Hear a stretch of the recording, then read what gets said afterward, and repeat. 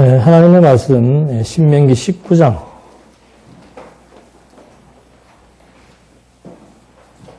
3절 보시겠습니다. 19장 3절 너는 너를 위해 길을 내고 여호와 네 하나님께서 내게 유업으로 주신 땅을 세 구역으로 구분하여 모든 살인자가 그것으로 도피할 수 있게 하여라. 10절 그리하여 여호와 네 하나님께서 내게 유업으로 주시는 내 땅 가운데서 무죄한 피를 흘리지 않게 하여라. 그렇게 하면 피 흘리는 죄가 내게 있지 않을 것이다. 율례 가운데서 생명에 대한 율례입니다. 그러니까 계명, 율법은 계명이 있고 율례가 있고 규례와 법도가 있습니다. 이게 율법의 구분법입니다. 이걸 이제 칼빈이 이걸 도덕법으로 이걸 사회법이고 이걸 종교법으로 구분하는 것은 큰 율법에 대한 아주 크게 잘못한 구분법입니다.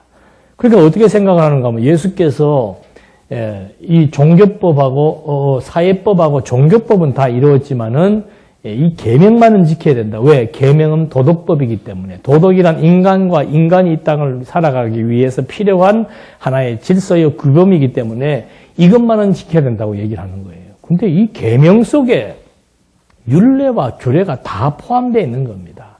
그러니까 계명이라고 하는 것은 하나의 기본법이에요. 계명을 기초로 해서 자세한 율례와 규례가 나오는 것인데 이걸 갖다가 도덕법, 사회법, 종교법으로 구분해가지고 사회법과 종교법은 예수님이 다 이루었지만은 계명은 우리가 지켜야 된다라고 말하는 이 율법, 잘못된 율법관. 언제 예수님이 돌아가시면서 율례와 규례와 법도는 내가 다 이루었지만은 계명은 너희들에게 남겨둔다고 돌아가셨으면 좋겠습니다만 다 이루었다 그러고 돌아가셨잖아요.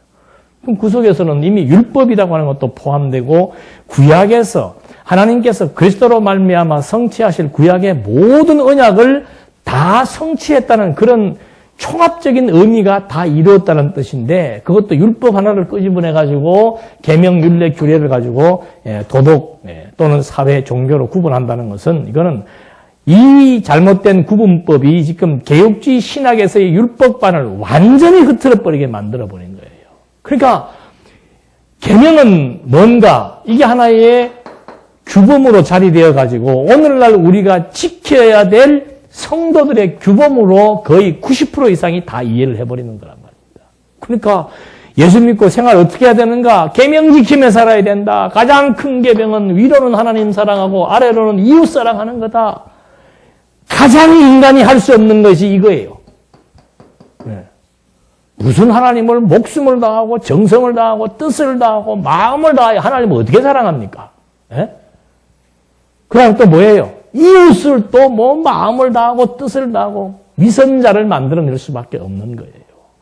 위선자가 되든지 아니면 마음이 순수하고 어린 사람들은 늘 이것 때문에 고통스럽고 괴롭고 교회 나와 앉아있으면 항상 죄책감에 시달릴 수밖에 없고 뻔뻔한 사람들은 자기는 안 그런 것처럼 위선하고 돌아다니는 것이고 이게 완전히 잘못된 것이죠. 근데 이 계명과 율례와 규례, 법도 이 율법은 오직 누구에 대한 거. 이게 그리스도의 이게 너무너무 깨끗하고 확실하잖아요. 율법은 내게 대하여 증거하는 것이다. 내가 지킬 것에 대한 증거다 이 말입니다. 나를 가리키는 것이다. 그러니까 내가 온 것은 그 율법을 폐하려 온 것이 아니고 성취하려 왔다. 그게 마태복음에서도 딱 명시되고 있는 내용인데 그 헬라어 그것도 율법을 완성하러 왔다는 그 완성의 의미를 그냥 헬라어 제대로 번역하면은 율법을 성취하러 왔다고 해야 되는데 완성하러 왔다고 하니까는 예수님께서 지금 이거 율법을 완성하러 왔으니까 우리는 예수님의 지체니까 우리는 예수님보다 더 율법을 어떻게 적극적으로 지켜야 된다. 이런 어처구니 없는 이론이 나올 수밖에 없는 거라 이 말이죠. 그래서 율법 그러면 다른 생각이 들어와 있으면 안 됩니다. 율법 그러면 오직 그리스도만이 연상되고 그리스도가 떠올라야 되는 거죠. 율법은 그리스도께서 완성하실 구약의 언약이구나. 그러면 깨끗한 거예요. 그런 맥락에서 이제 구약에 나와 있는 계명과 율례와 규례를 풀어나가야 되는 거죠. 그래서 거기 그 율례에 대한 교훈도 생명입니다. 생명. 그 다음에 생활이에요. 예수께서 무엇으로 오신 겁니까? 생명의 말씀으로 오셨잖아요. 내가 곧 길이요 진리요 생명이에요. 그리스도께서 생명을 얻게 하고 당신의 씨로 말미암아 거듭나고 중생시킬 그 생명에 대한 하나의 모형적인 언약이라 그 말이죠. 그리고 생활도 마찬가지입니다. 그리스도께서 살아가실 삶의 방식, 그걸 우리한테 제시해주고 우리 교회가 그리스도의 지체로서 이제 살아가게 될 것을 언약해 주는 건데 이걸 전부 그냥 막 그대로 우리한테 대입하든지 직역하든지 아니면 일반 법리적인 차원에서 율법을 해석하다 보니까 마치 기독교가 법이나 잘 준수해야 되는 종교인 것처럼 법이라고 하는 것은 기독교 아니라도 세계 어느 나라든지 법 없는 나라가 없습니다. 인간이 조금만 의식이 생기면은 왜? 안 그러면 서로가 주관적이고 이기적이니까 서로가 자기 좋은 대로 하려고 하는 거예요. 그러니까 힘 있는 사람이 약한 사람의 것을 어떻게 합니까? 빼앗아 오는 거죠. 그게 나쁘다고 법을 정하는 거예요. 그러나 기독교에서 도둑질하지 말라는 것과 일반 사회에서 도둑질 말라는 것은 본질이 다른 겁니다. 사회는 왜 도둑질하지 말라고 그랬는가? 힘 있는 사람이 이거 자꾸 뺏어오니까는 사회 질서가 파괴되지 않습니까? 그래서 법 정해놓고서는 이제 그 법이 인간을 지금 이렇게 질서를 유지해 나가도록 만들어서 결국은 인간이 법에 종속되고 법의 노예가 되게 만드는 거고 그 법을 만드는 사람이 누구 좋은 대로 만드는 겁니까? 법 만드는 사람들 자기 좋은 대로 만드는 거예요. 누가 미국을 세계 법치로 만들었습니까? 미국이 왜 자기가 자기 마음대로 이 나라는 해까지도 되고 저 나라는 해까지면 안 된다. 그거 누가 그걸 정한 거예요? 강자가 강자를 유리하도록 만들어서 통치하려는 수단이 법이다 그 말이지요. 그러나 기독교적인 법은 그게 아니에요. 도둑질하지 마라. 왜 도둑질하지 말라고 그랬는가? 거슬러 올라가면 아주 쉬워요. 이 사람이 이 사람 거 도둑질하면은 나중에 힘 생기면 그 사람 거 뺏어올 수도 있고 나중에 서로 도둑질 서로 하다가 뭐 붙습니까? 전쟁 붙는 거예요. 전쟁 붙으면 하나님의 약속인 생육하고 번성이 어떻게 됩니까? 중단될 수도 있고 그것이 흐려질 수도 있는 거죠. 그래서 생명을 보호하는 거예요.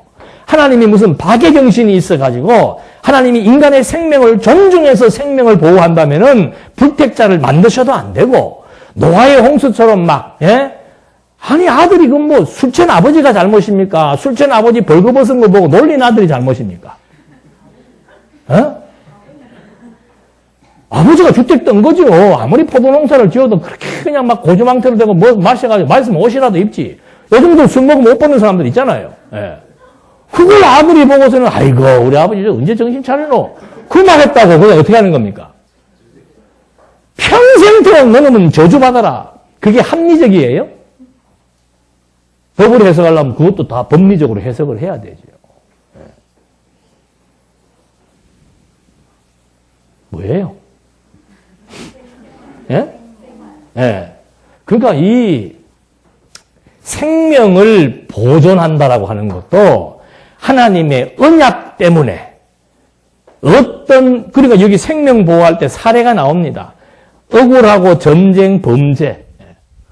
억울, 전쟁, 범죄. 이때에 뭘 보호하는 겁니까? 생명을 보호해 주는 거예요. 누구의 생명을? 누구의 생명을? 구약에서는 언약 백성이잖아요. 언약 백성들을 억울하면서 보호해 주고 뭐가 억울한가? 도끼질을 하다가 도끼날이 나가 옆에서 구경하는 사람은 목에 맞아가 죽어버린 거예요. 그게 과실치사라 말입니다. 막 화가 나고 싸우다가 야 이 사람하고 밀었는데 넘어지면서 돌에 맞아 죽어버린 거예요. 억울해요? 안 억울해요? 그건 과실치사라고 그러죠. 그러나 계획적인 살인, 고의적인 살인, 그건 하나님이 용납하지 않습니다.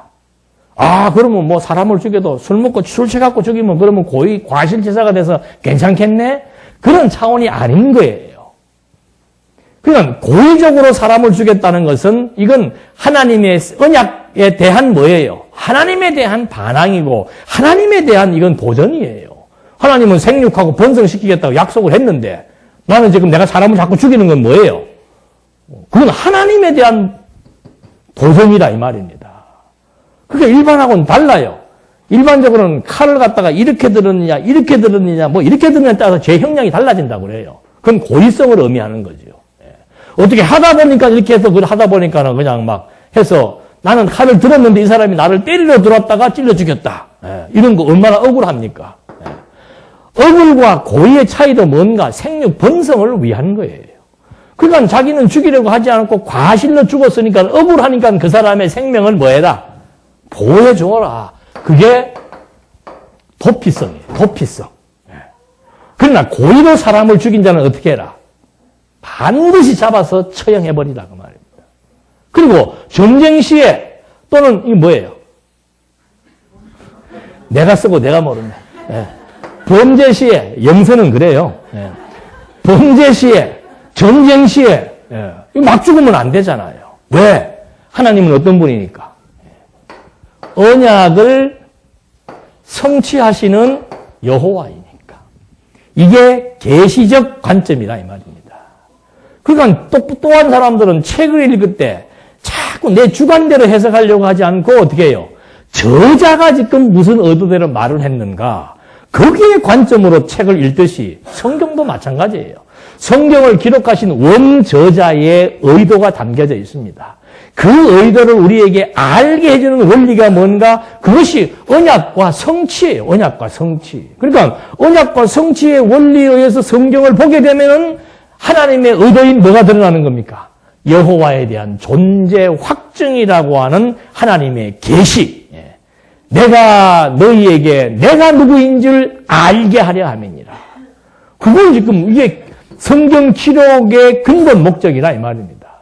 그러니까 항상 원저자의 의도에 입각해서 성경을 봐야 되고 그러려면은 원리를 알아야 되고 그 원리를 알아야만 사람들의 생명을 보호하고 언약 백성의 생명을 보호하고 언약 백성들의 생활을 정리해 주는 내용들이 전부 하나님의 자기 계시를 위한 여호와의 이름을 위한 여호와의 영광을 위한 그런 목적으로 우리가 해석을 해야 되는 것이지 뭐 이럴 때는 다 좋고 뭐 인간이 어떻고 뭐 우리 인간관계 이런 얘기는 성경하고 관련이 없는 내용들이죠. 그래서 윤리에 대한 교훈도 생명과 생활에 대한 교훈이지요. 내가 온 것은 양으로 무엇을 얻게 하려 함이니라. 생명을 얻게 하려 함이니라. 태초부터 계신 생명의 말씀에 관해서는 그러니까 이게 전부 다 그리스도를 증거하는 것이죠. 그리스도를 증거하는 것.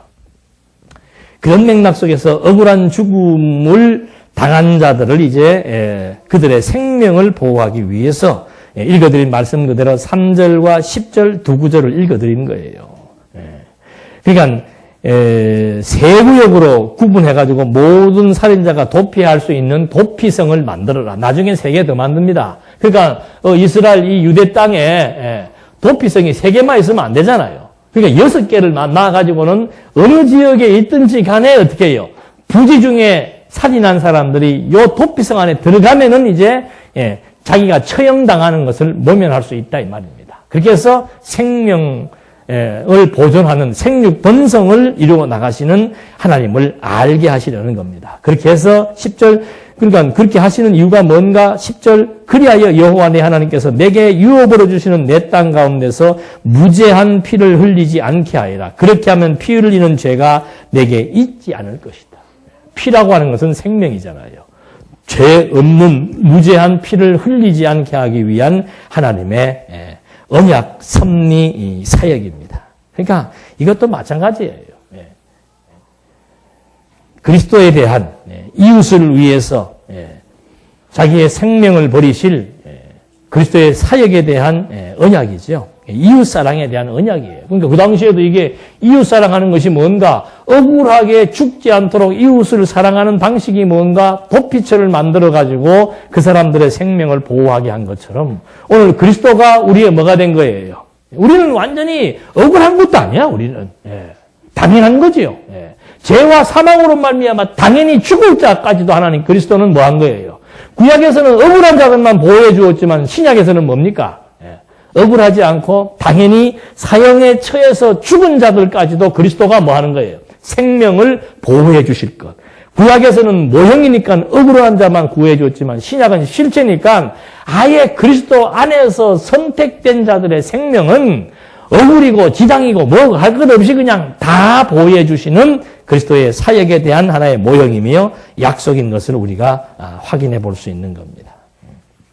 그래서 이렇게 해서 생명에 대한 율례, 첫 번째 율례, 억울한 죽음을 금하게 하기 위해서 부지 중에 범죄한 자를 도피성으로 피하게 하시려고 도피성을 만들어 놓았다는 것. 그러나 두 번째는 고의로 사람을 죽인 자는 피할 수 없게 하라. 이것도 뭐 조금 전에 말씀드렸습니다. 12절 한 절 보시겠습니다. 19장 12절. 그가 살던 성읍의 장로들이 사람을 보내어 그를 거기서 붙잡아다가 피해 보복하는 자의 손에 넘겨주어 죽이게 하여라. 그러니까 고의로 사람을 죽인 살인자. 이것은 이제 완전히 그 사형 집행관 손에 넘겨주어서 죽게 해라 이 말입니다. 왜 그러는가? 그런 사람 남겨두면 자꾸 어떻게 해요? 2명 죽이고 3명 죽이고 그냥 뭐 요즘에도 20명씩 막 죽이잖아요.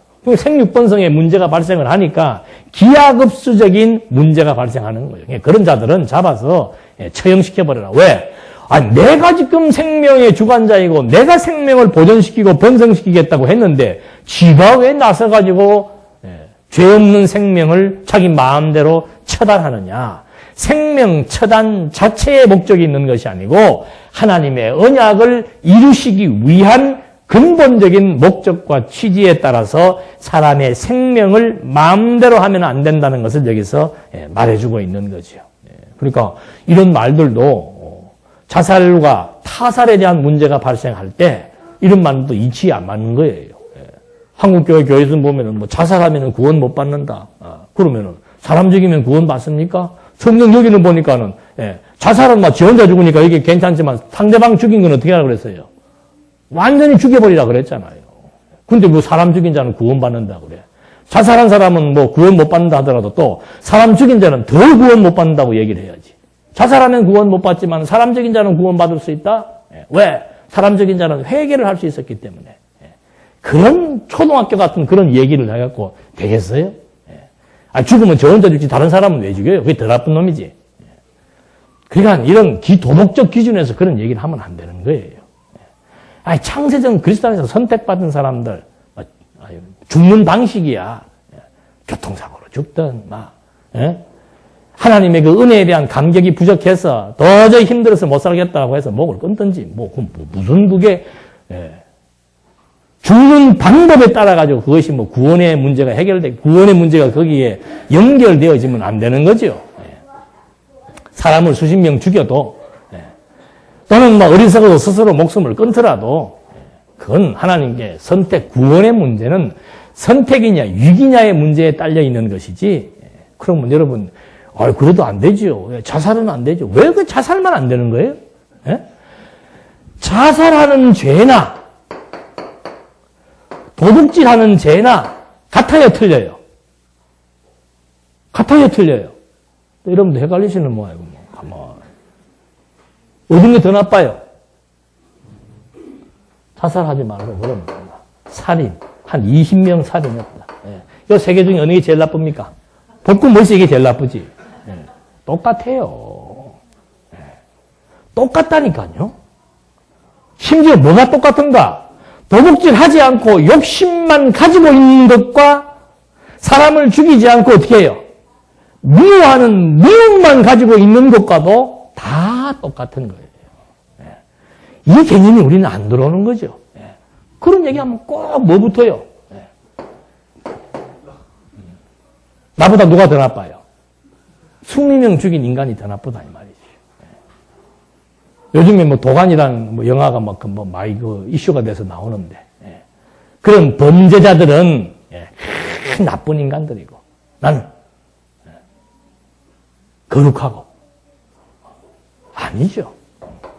그러니까 이 범주를 제대로 알아야 되는데 어떻게 본질적인 걸 생각하지 못하고 그냥 뭐 자살하면 무슨 이유와 명분과 근거도 다 설명 못해요. 예. 자살하면 안 된다. 예수 믿는 사람이 자살하면 안 된다. 그럼 예수 믿는 사람이 도둑질하면 되는가? 그것도 안 된다. 왜 안 되느냐 그 말이지.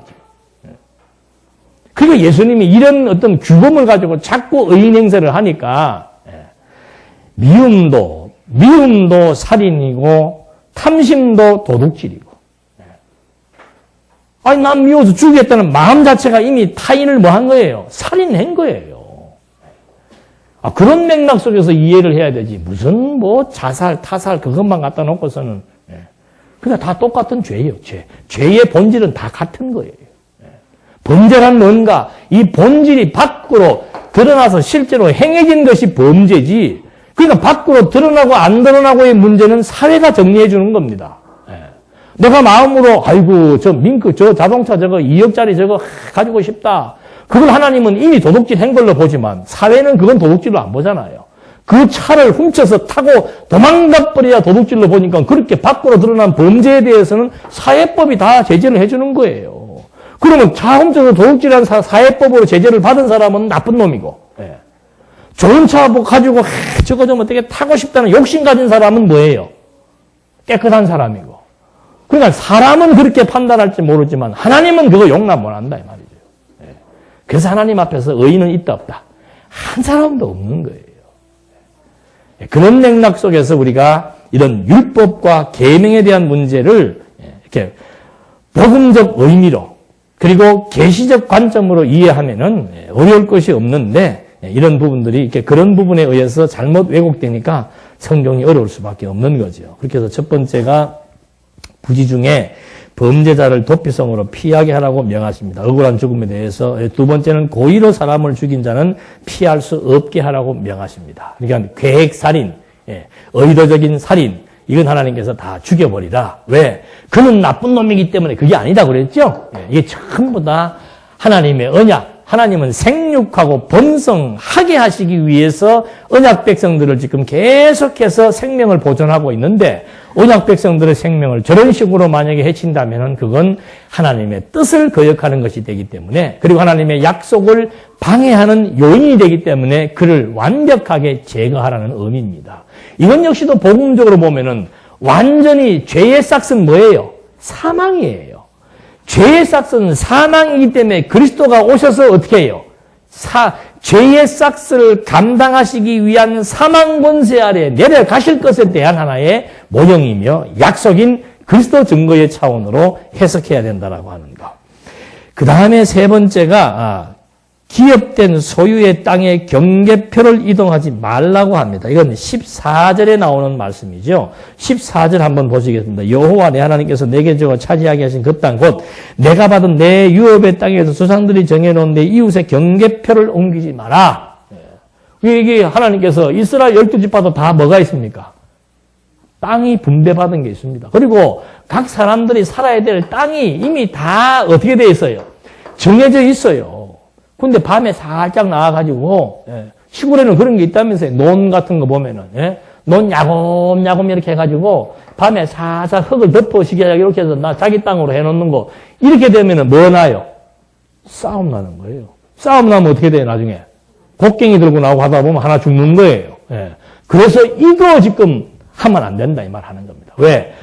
이 정해주신 토지의 경계를 마음대로 옮기다 보면 분명히 분쟁이 일어나고 분쟁이 일어나다 보면 싸움 나서 한 명이 죽고 사는 문제가 나타나기 때문에 생명을 보존시키고자 하시는 하나님의 뜻에 위배되는 사건이 된다 그 말입니다.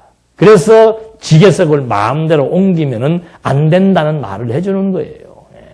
그래서 이거 따지고 보면 이게 전부 다 뭡니까? 지계석을 옮기면은 어떻게 내 땅 되는 줄 아니까 이런 마음을 갖고 이런 행동을 하는 거 아니에요.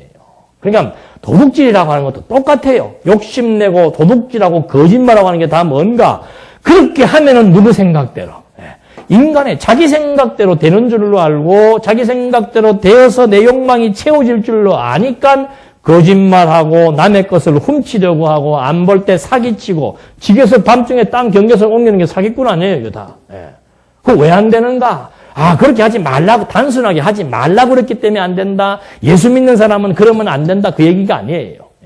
이것이 정말 정해진 뜻을 이루시게 오실 그리스도에 대한 하나의 약속이며 증거일 뿐만이 아니고 이런 행동을 하게 되는 동기가 어디에 있는가? 하나님의 뜻대로 이루어진다는 사실에 대한 뭐예요?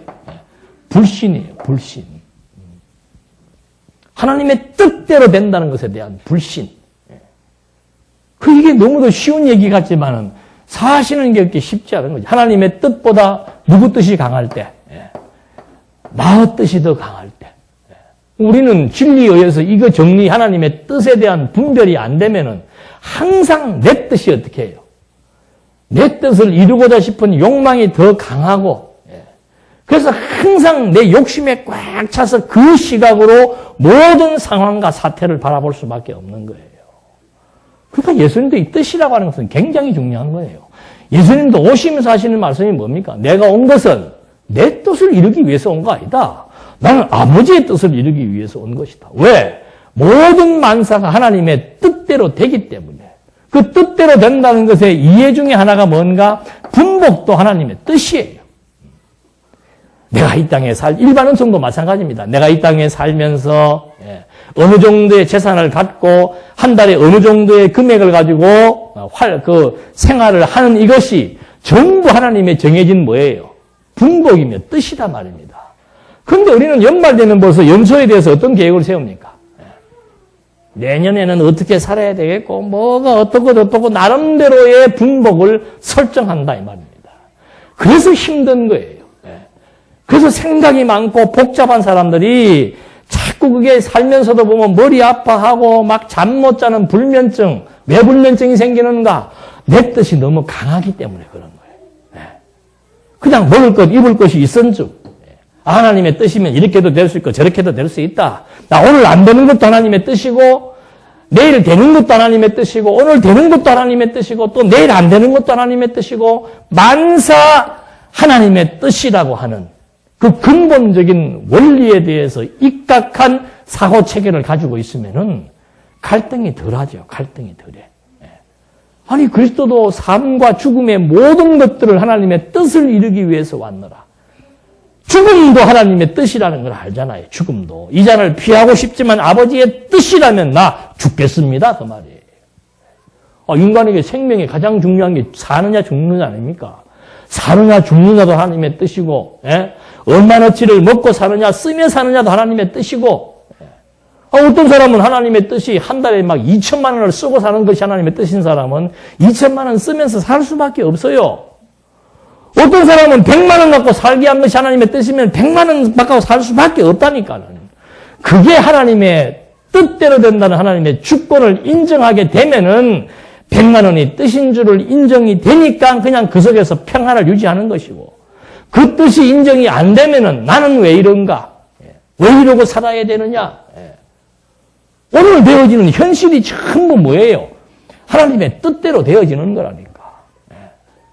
뭐 빠르니 늦니 뭐 요즘에 체제개혁에 대해서도 말들이 많죠. 뭐 빠르다 늦다 뭐다 이래야 된다 저래야 된다. 하나님이 알아서 해나가세요.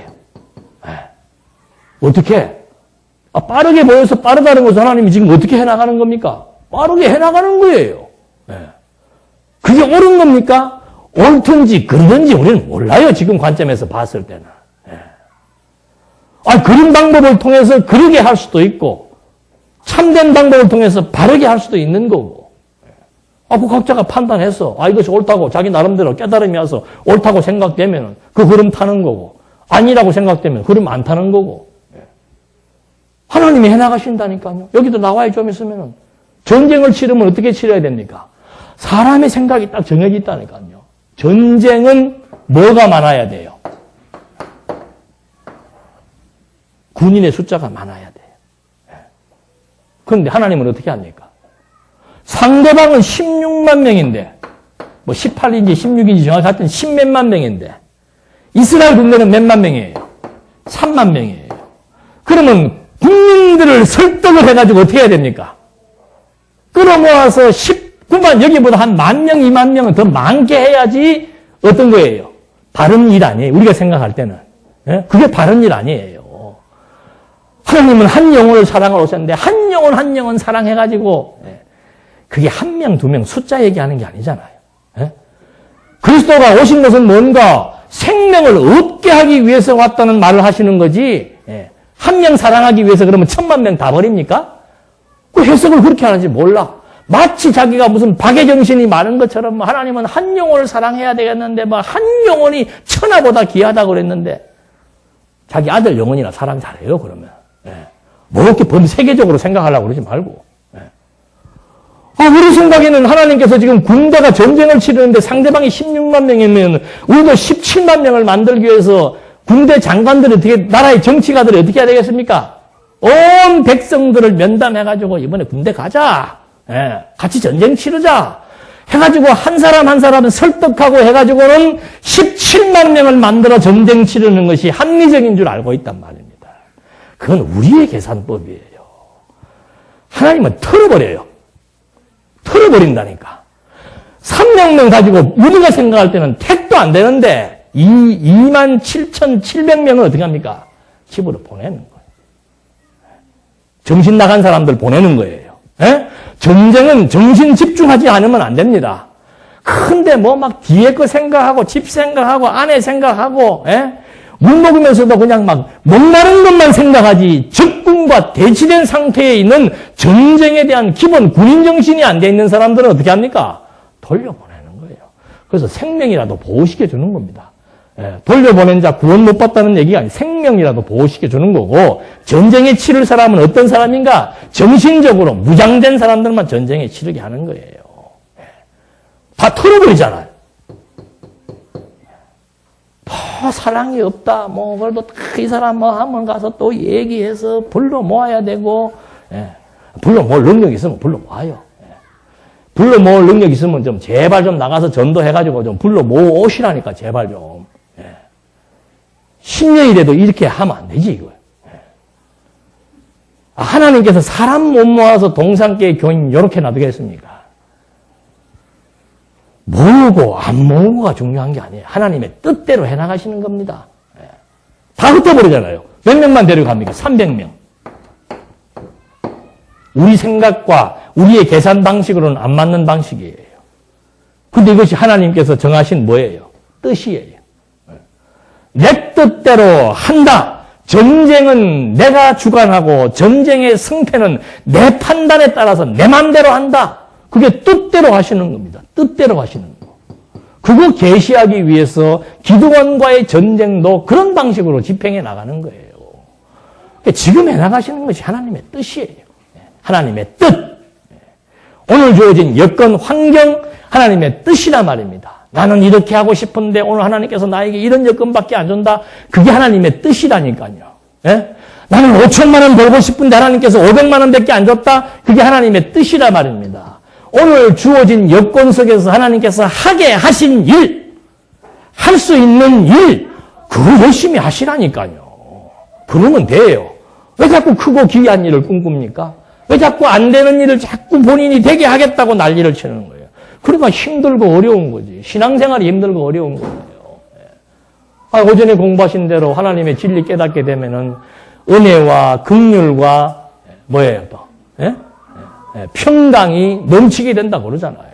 그게 뜻 인정하는 거예요. 뜻 인정하는 거. 너무도 분명하지 않습니까?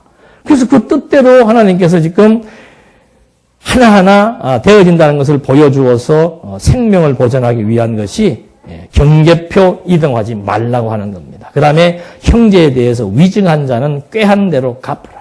지금 법원에서도 법정에서도 가장 고악스러운 죄 중에 하나도 뭔가 하면 위증죄예요.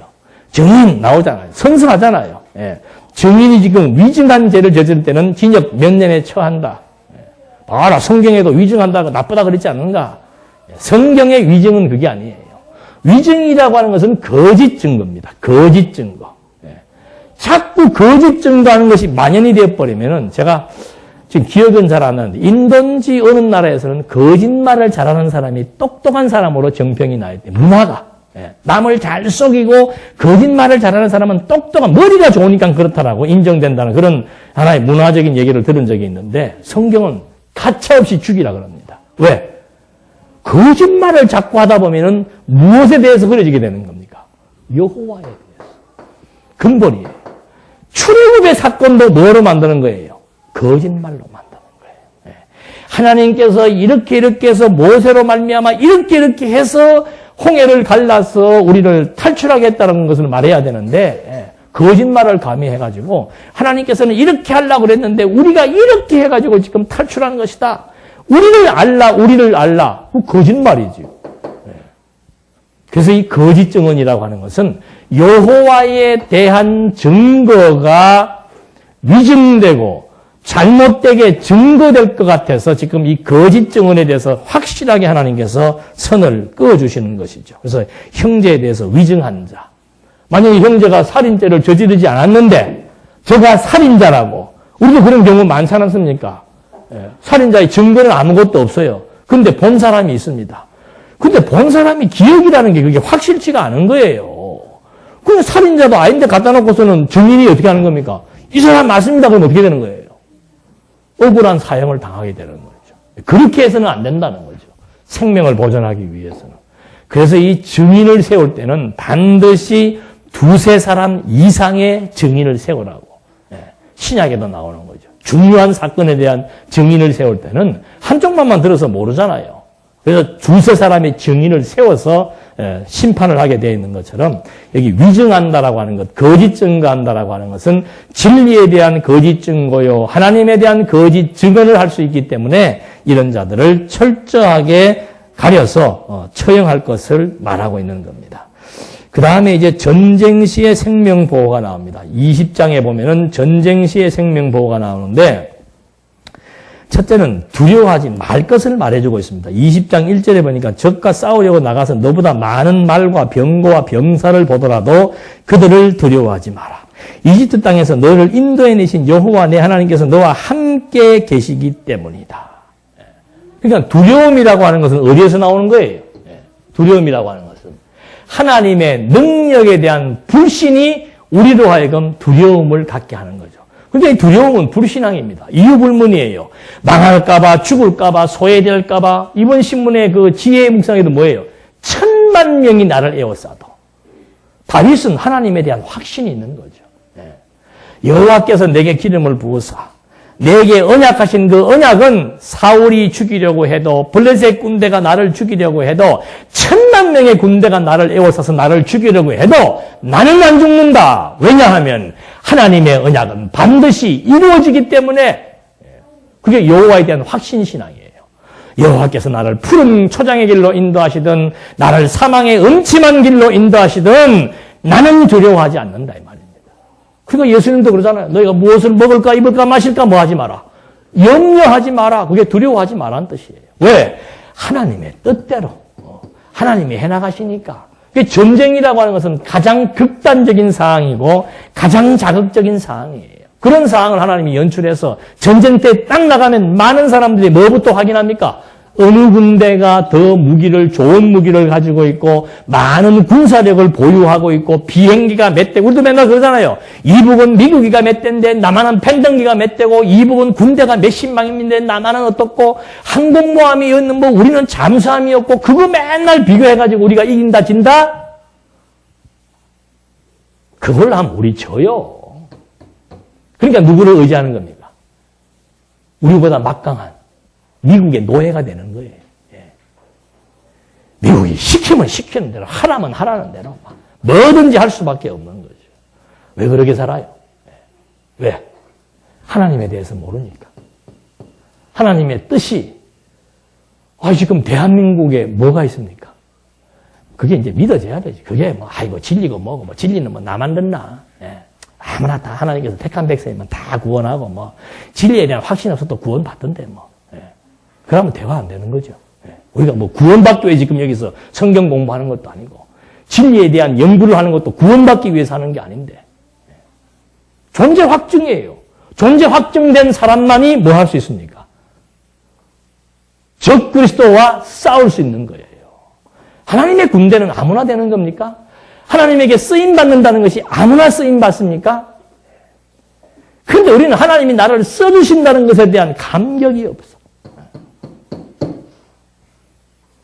여러분, 진리를 위해서 밥한다는 것도 의미 부여에 따라 다른 거예요. 밥한다는 것도. 예. 평생을 밥을 하는데 교회까지 나와서 밥을 또 해야 되냐?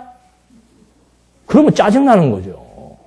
근데 어떻게 하나님께서 나로 하여금 여러분 이게 밥을 해서 성도가 함께 먹는다는 거 그렇게 해야 편안한 가운데서 말씀 듣는 거 아니에요. 예?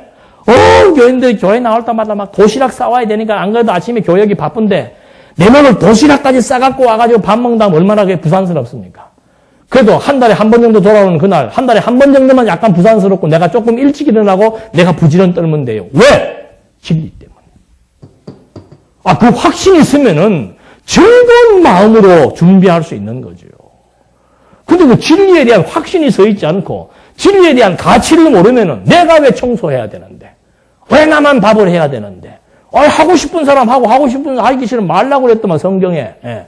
옆에서 피땀 흘려서 그 더운 여름에 일하고 있는데 배짱이처럼 그늘에 앉아가지고 뭐 대담하고 그건 본 생각이 잘못된 거죠. 예. 어떻게 그럴 수가 있어요? 예? 왜 한쪽에서 땀 흘려 수고하고 있는데 한쪽에서는 은사라고 그게 뭔 은사요 은사는 참 웃기고 들어있어 말을 함부로들 막 하시다니까 우리 교회가 그렇다는 게 아니에요. 예. 저는 그래도 전국 가서 막 다녀보잖아요. 예. 말을 함부로 막 해요. 예. 그 청소하면서 쓰레기 줍는 사람 보고 같이 주셔야 되는데 아이고 저 사람은 은사네. 예. 은사래 은사. 예. 세상에 날 더운데 청소하는 게 덥지 않은 사람이 어디가 있어요. 힘들지 않은 사람이 어디가 있어요. 입에서 단내가 나면서 수고하고 있는 걸 보면서 그 사람의 은사라 이 말입니다. 한참 잘못돼도 뭐가 한참 잘못된 거죠. 함께 하는 겁니다. 함께 하는 거. 똑같은 수고를 하면서도 의미 부여를 하면서 수고를 할 때는 힘이 나고 즐겁고 더 하고 싶은 생각이 드는 거고 의미 부여가 안 되고 일반적인 관점에서 보면 나만 왜 수고해야 되냐 이 말입니다. 나만. 그런 수준 되면 하지 말라고 그러잖아요.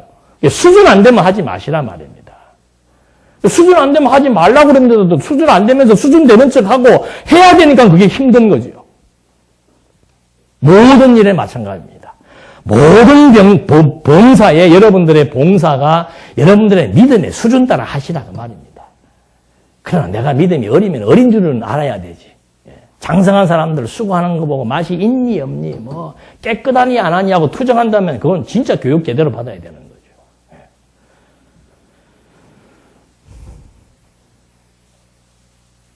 뭐예요? 전쟁.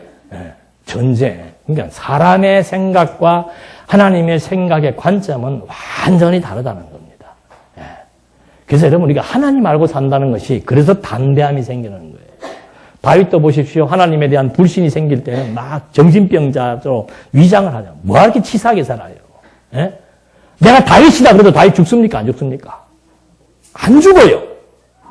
왜? 다윗을 하나님이 왕으로 세우겠다고 기름을 이미 부었기 때문에 다윗은 블레셋 적군에 들어가서 내가 다윗이다 그래도 절대 죽지 않습니다.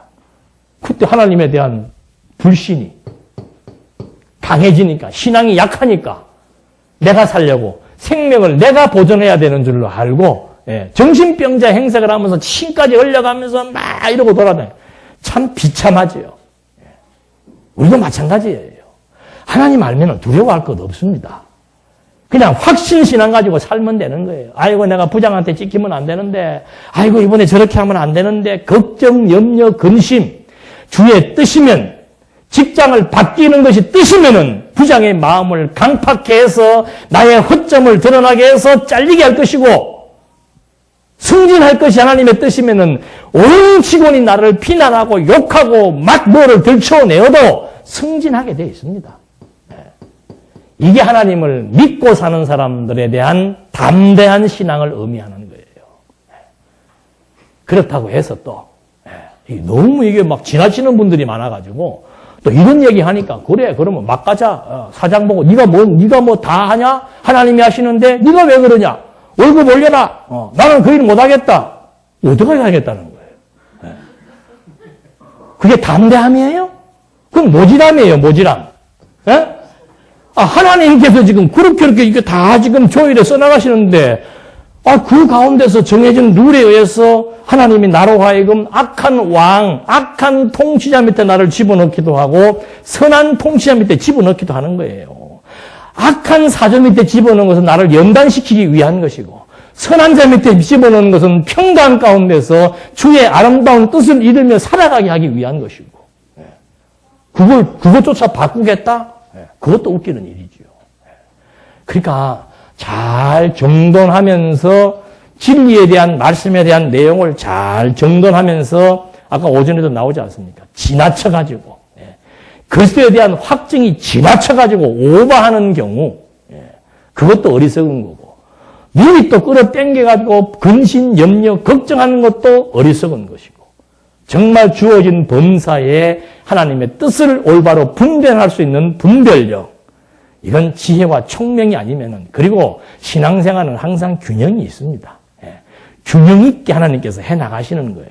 그래서 이런 율례에 대한 교훈에 의해서 억울한 죽음을 모면케 하기 위해서 형제에게 위증한 자 그리고 전쟁 시에 염려가 있는 자들을 하나님께서 귀가시켜서 전쟁을 치를 자들을 어떻게 만드는 겁니까?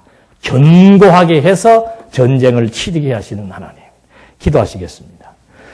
하나님 아버지 저희들에게 진리를 주셨고 진리와 함께하며 진리를 위해 살아가게 했습니다. 먼저는 진리에 대한 절대 가치를 알아야 되고 그 진리를 통해서 얻어지는 평강과 은혜와 위로에 대한 감격이 주어져야 되고 그로 말미암아 건전한 사명의식에 의해서 정말 두려움 없이 진리와 함께 비진리의 세력을 향해서 도전하며 싸울 수 있는 막강한 하나님의 군대로서 저희들을 사용하고 써주심에 대해서 다시 한번 감사를 드리며 예수님의 이름으로 기도드립니다. 아멘.